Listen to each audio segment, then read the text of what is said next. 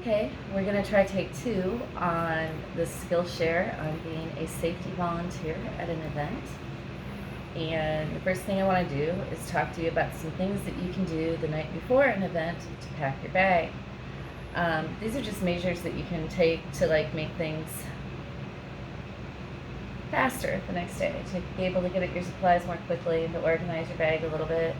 The first thing I usually do is I take pairs of gloves, and this area has all been sanitized, and I'm wearing gloves. And if I had a cough or cold, I might even wear a mask. I would probably be wearing a mask right now because of COVID, if it weren't for the fact that you couldn't hear me talk.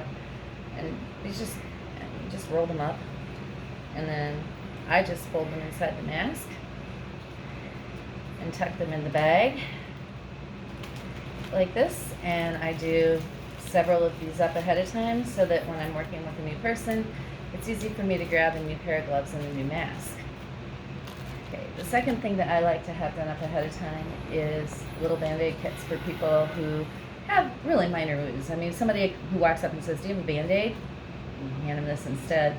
Or, if you have to help them a little bit, that's fine too, but everything you need is right in one spot. So these are just 2 of the spongy kind of God pads. I buy them in great big bundles on Amazon.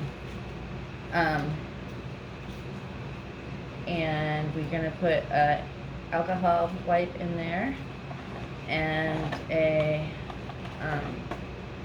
antibiotic packet, and then I'm going to put a couple different kinds of Band-Aids in there. This has just these 2 sizes, so I'll put 2 of each in here, and make sure that my hair goes in there also.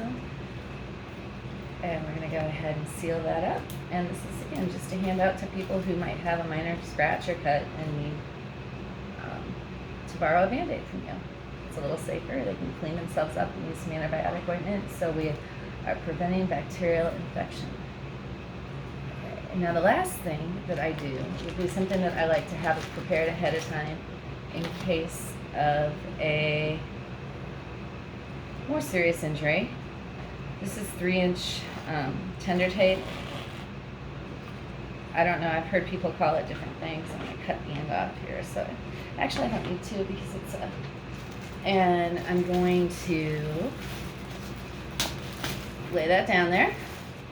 And then I'm going to get a big, old, bulky maxi pad. You can use expensive gauze pads if you'd like. I like to save those for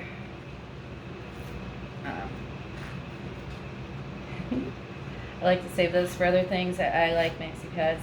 They are very absorbent, they stay in place, and they're cheap. You can go out and buy compression bandages online. They're pretty expensive.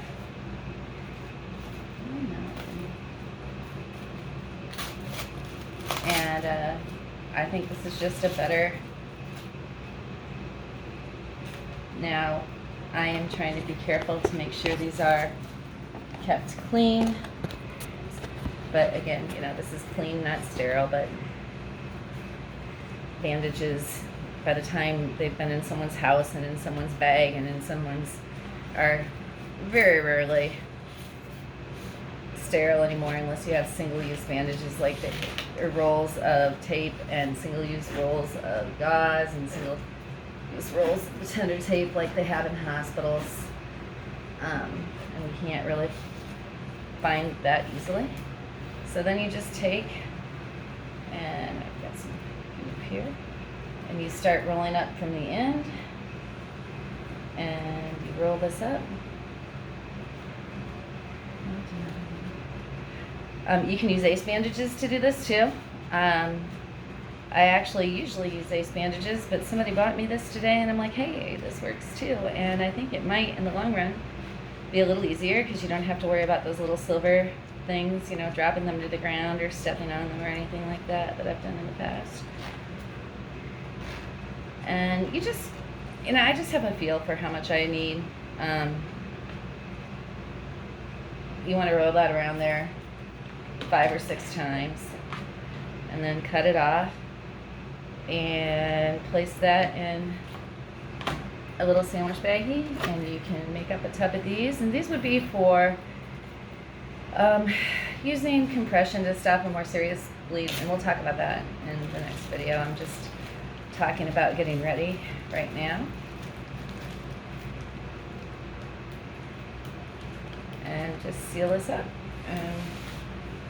I've got like a whole pile of these made, ready to go out. And that's just a few of the things that I do the night before to get ready. Another thing that I might do is to mix up saline solution. I use saline solution in case of exposure to chemical irritants, but I also use it to irrigate wounds and clean them out, because salt is antibacterial, and it's just a stacking function kind of thing. I don't want to carry 3 or 4 different kinds of liquid in my bag, so saline solution kind of hits all the needs in one nifty bottle. And you can use different things to, carry your saline solution. I like to, because I use it to irrigate wounds. This is a peri bottle, and I like my peri bottle.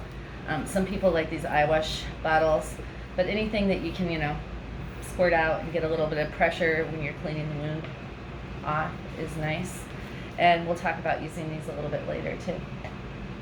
And so the saline solution, to make it, is 3 grams of salt to 1 liter of water, and you warm the water up a little bit, stir the salt in until it dissolves. And then I strain mine through a coffee filter when I make it, to make sure that there's no particulates or anything in it that can hurt somebody, because sometimes I need to spray it in people's eyes if they've gotten foreign debris or a chemical irritant in their eye. And so those are just some things I do the night before to get ready, and that's what I'm doing tonight.